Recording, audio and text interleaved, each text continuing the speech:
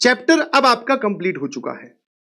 ठीक है, आपकी ड्यूटीज क्या क्या है, ये एक चेकलिस्ट बनाओ। हर चैप्टर के लिए आपके पास में ये एक चेकलिस्ट होनी चाहिए। ये चेकलिस्ट में आप क्या करोगे, वीडियो लेक्चर देख लिया, मतलब कोई बैकलॉग नहीं है, कंप्लीट। फिर आपके नोट्स तैयार है, कंप्लीट। क्लास एग्जाम्पल आपने सॉल्व कर लिए हैं क्या खुद से, मतलब खुद से। क्या आपने सारे क्लास एग्जाम्पल जो कि थोड़े डिफिकल्ट थे, क्या आपने खुद से सॉल्व किए, रीअटेम्प्ट, टिक लगा दो।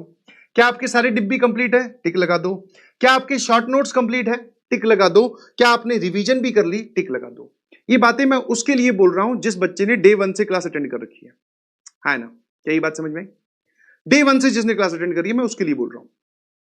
क्योंकि सर आपने 20 लेक्चर पढ़ा दिया, आज 21वां लेक्चर है, तो जिसका बैकलॉग है मैं उससे तो ये बातें कर भी नहीं रहा हूं, क्योंकि उसका यहीं पे टिक नहीं लगा तो आगे कहां से टिक लगेगा भाई, है ना। तो जो भी पार्ट आपका बच गया, फॉर एग्जांपल सर हमारा ये बचा हुआ है, शॉर्ट नोट्स कैसे बनेंगे सर, अभी तो चैप्टर ही कंप्लीट नहीं हुआ, रिवीजन कैसे करेंगे, मैंने कहा ठीक है ये 2-3 हो गए। तो आपके पास में हर एक चैप्टर की एक चेकलिस्ट होनी चाहिए, इसमें से कौन कौन से काम कर लिए।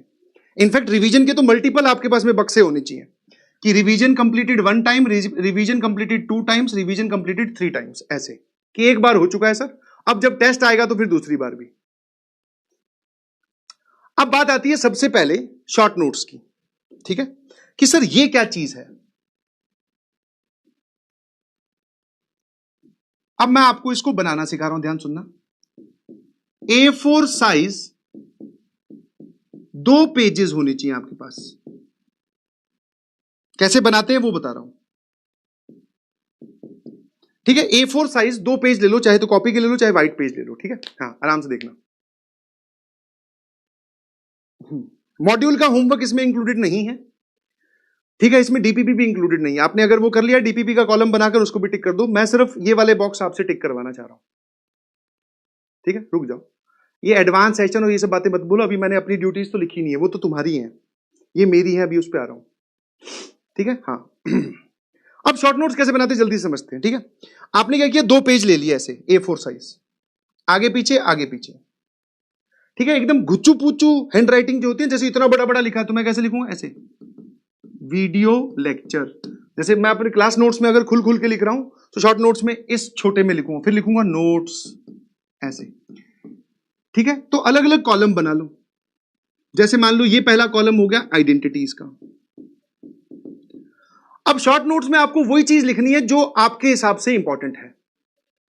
अब शॉर्ट नोट्स में तुम आइडेंटिटी के नाम पे A+B का स्क्वायर लिख ले तो नहीं जाओगे यार, सर ये तो हमें आता है, बट ये आपने हमें क्लास में लिखवाई है, बट हमें नहीं लिखनी। हमें यहां पर सिर्फ वो लिखनी है जो हमें थोड़ी सी परेशान कर सकती है। जैसे हाँ सर ये वाली चीज एक नई सीखी थी कि A+B+C का स्क्वायर, ये मुझे लगता है कि मैं भूल सकता हूं, तो आइडेंटिटी के नाम पे ये लिख लिया। फिर सर आपने ये वाली बताई थी, that is A³ + B³ + C³ -3ABC बराबर ये वाली चीज। फिर इसमें ये भी बताया था कि ये वाली चीज 0 हो जाए तो सर क्या होता है, वो सारी लिख ली, ठीक है। आइडेंटिटी खत्म। फिर आगे हम सर वेवी का मेथड पे, WCM पे।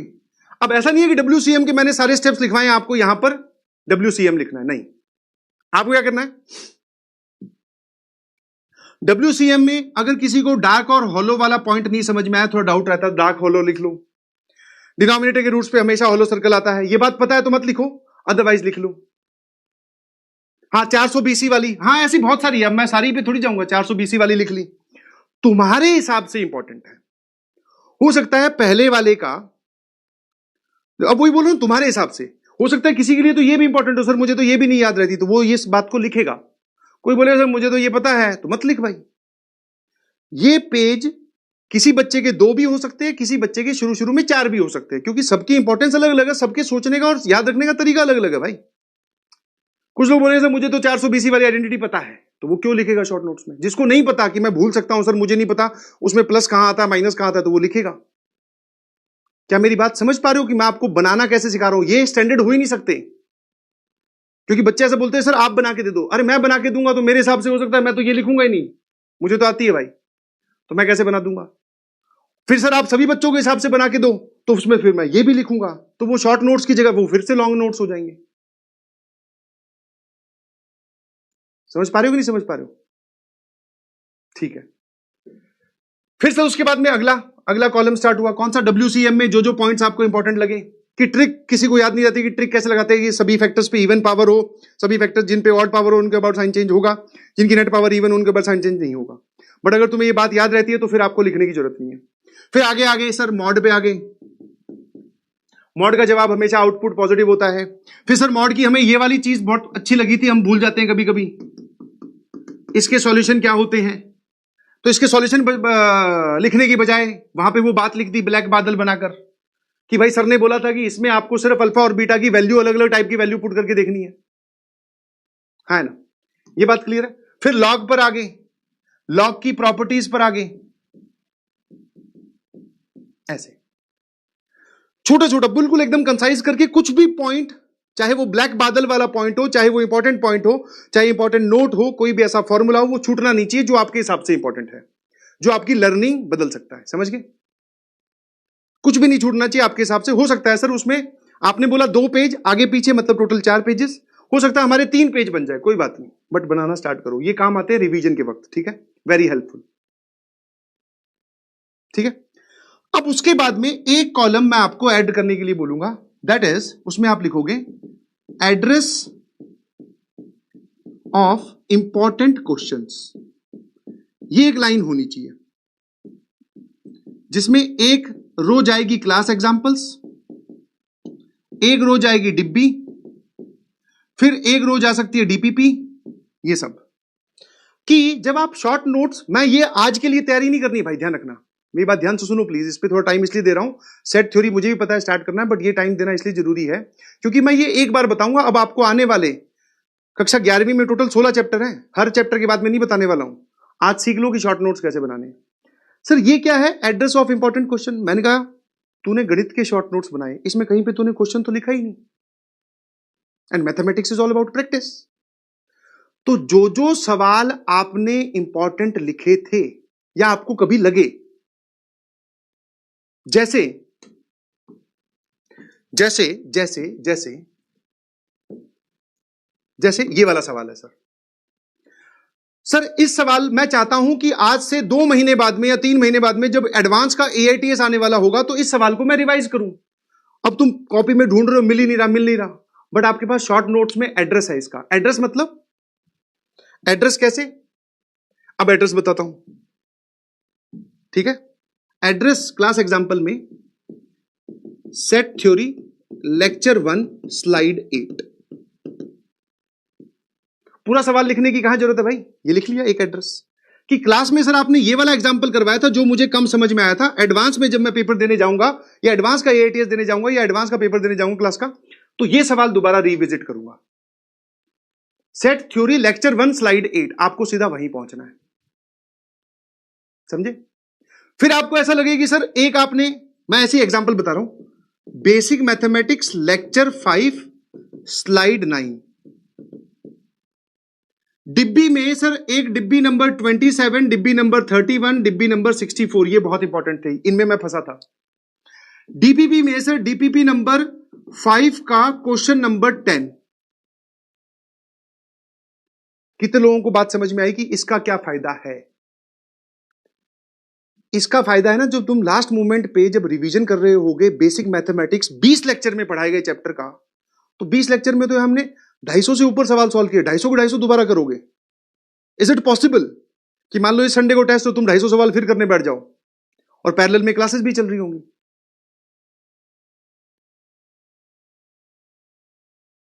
और ये मत बोल देना कि सर यही इंपॉर्टेंट है, मैंने एग्जांपल लिया है कि डिब्बी आपके हिसाब से कौन सा इंपॉर्टेंट है, दो जो आपको दोबारा करनी चाहिए। तो सर दोबारा तो हम नहीं करेंगे।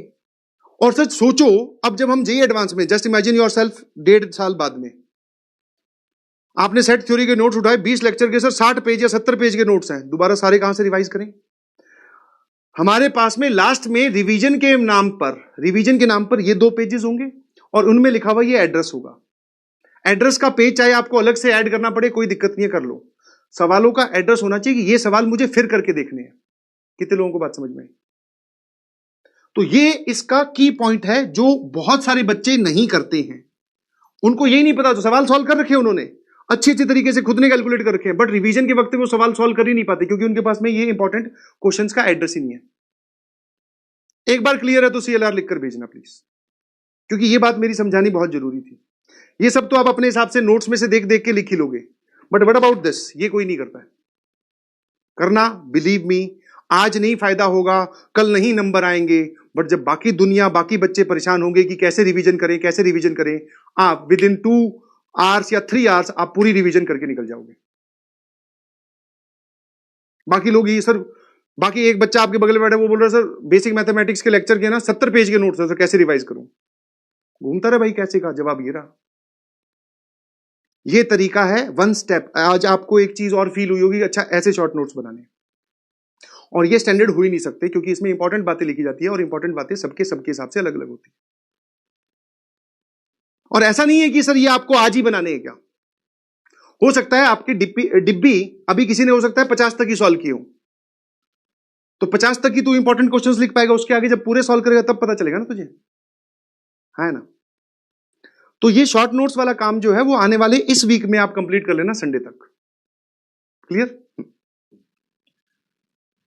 अब मेरी जो ड्यूटी बचती है वो ये है कि डिब्बी के सॉल्यूशंस मेरी तरफ से पेंडिंग है ना, सॉल्यूशन वीडियो ये मैं आपको दूंगा।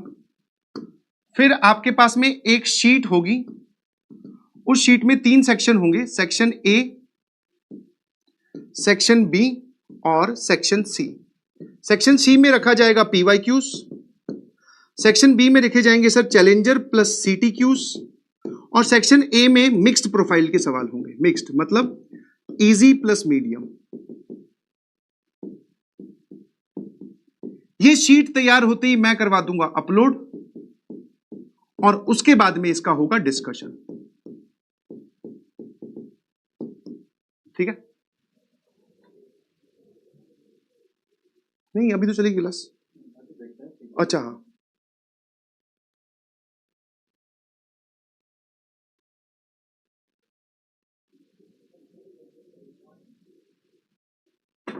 इसमें 2 तरीके के फीडबैक मेरे पास आने वाले हैं। स्टूडेंट ए, सर बहुत एक्टिव है, लेक्चर ही इतने ज्यादा ले लिए हैं, उसमें इतने सारी डिब्बी हैं, वही नहीं सॉल्व हो रहे हैं, ये कहां से करेंगे सर? सर ये तो बहुत टफ है, क्योंकि इसमें सवालों को रगड़ा जाएगा भाई, इसमें सवालों को रगड़ा जाएगा। इसमें ऐसे सवाल डालूंगा जो तुम्हें देखते ही यही नहीं, मतलब देखते ही नहीं समझ में आएगा सर इसमें पेन चलाऊं कि छोड़ दूं। ठीक है, इसके 3 पार्ट बना के डाल रहा हूं। PYQs में सब कवर हो गया, मेंस के एडवांस के जितने PYQs।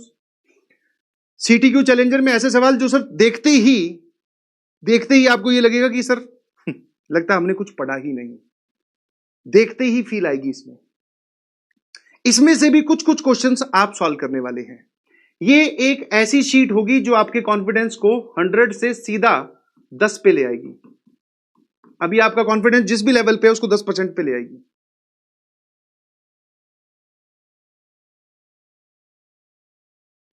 अब इसका नाम मैं एडवांस सेशन रख दूं तो तुम्हें लगेगा सर ने एडवांस। एक बार तो ये शीट देख तो लेना, मुझे एक स्टेप लेने तो दे, तुझे अपने आप समझ में आ जाएगा कि एडवांस है कि मेंस है।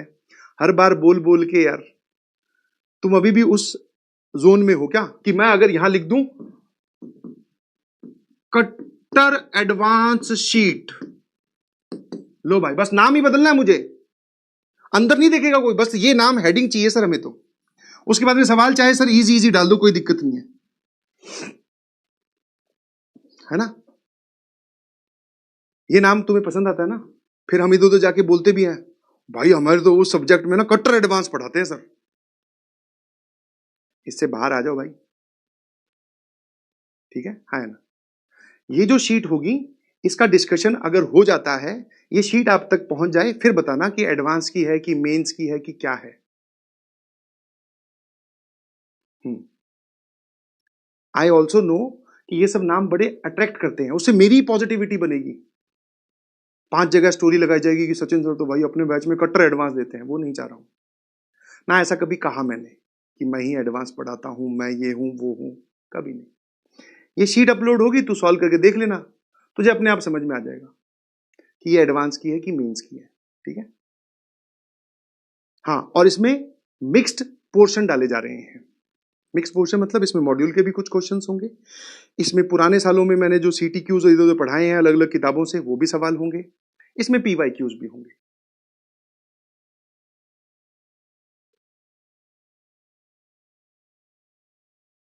है ना। इनफैक्ट ये नाम की बात आई तो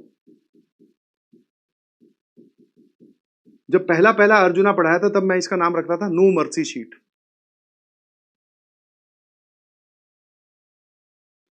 फिर मैंने ये नाम भी हटा दिया, मैं कहा शीट है, सवाल है, सॉल्व करो, कुछ हो जाएंगे कुछ नहीं होंगे, जो नहीं होंगे वो सिखा जाएंगे। हाउ मेनी क्वेश्चंस, कब अपलोड होगी, कब डिस्कशन होगा, that is my part of the duty. आप उसमें प्लीज कभी भी कमेंट में मत करना कि आज ही डाल दो, मैं अपने आप तक पहुंचा दूंगा, ठीक है ना। तो मेरी ड्यूटीज में मैंने आपको बता दिया कि ये मैं करने वाला हूं। और एक और पहले ही नोट बता दूं आगे बढ़ने से पहले, शीट वाला काम आगे कंटिन्यू होगा, that only depends on your response.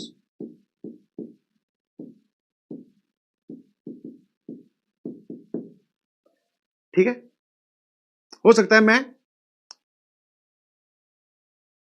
मैं 3 चैप्टर तक ये शीट दूं, चौथे चैप्टर से शीट देनी बंद कर दूं, तो समझ लेना कि आपका रिस्पॉन्स गायब हो चुका है ना, समझे। तो इसलिए आपको इसमें जब मैं बोलूं कि उस दिन मेरा डिस्कशन होना है, जैसे अभी कल परसों में शीट नहीं अपलोड हो रही, अभी 1 हफ्ता चाहिएगा मुझे शीट को बनाने के लिए, वो शीट मैं तुम्हें दूंगा 1 हफ्ते के लिए कि तुम पहले घर पे सॉल्व करो, फिर उसका डिस्कशन लगाएंगे किसी दिन रात को,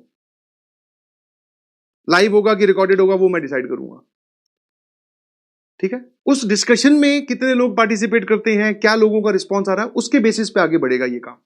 रिस्पॉन्स पॉजिटिव आता रहा तो मैं शीटें देता रहूंगा, रिस्पॉन्स ये वाला आता रहा कि सर नहीं चाहिए हमारे से, तो यही नहीं पूरा हो रहा क्लास वाला ही, तो ये शीट बंद हो जाएगी, या फिर ये अपलोडेड रहेगी आपके सेक्शन में, तुम उसका देख लेना क्या करना है, समझ गए।